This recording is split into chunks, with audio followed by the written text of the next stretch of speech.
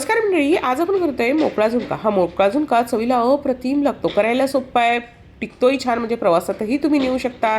तर यासाठी कढईमध्ये 5 ते 6 चमचे तेल गरम केले. त्यामध्ये 6 ते 7 कांदे उभे चिरून घातले. कांदा नरम झाला की एक गठ्ठा लसूण ठेचून त्यामध्ये घातला आहे. आता कांदा लसूण व्यवस्थित परतलं गेलं पाहिजे, म्हणजे कांद्याचा रंग हलकासा लालसर आला की त्यामध्ये घालून घ्यायचं आहे आपण मीठ घालायचं चवीनुसार. त्यानंतर हळद घालून घ्यायची आहे, आवडीनुसार लाल तिखट घालायचं आहे, धने पावडर घालायचे आहे, गरम मसाला काळा मसाला कुठलाही मसाला घालायची गरज नाही. हे छान परतून घ्यायचं आहे व्यवस्थित.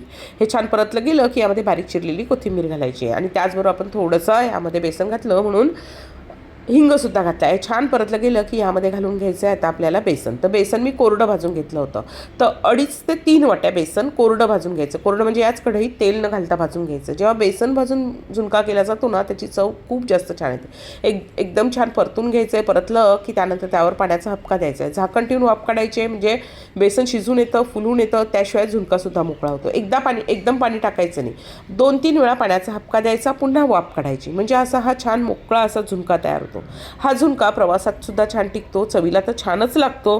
तर असा हा मोकळा झुणका तुम्ही सुद्धा नक्की करून बघा.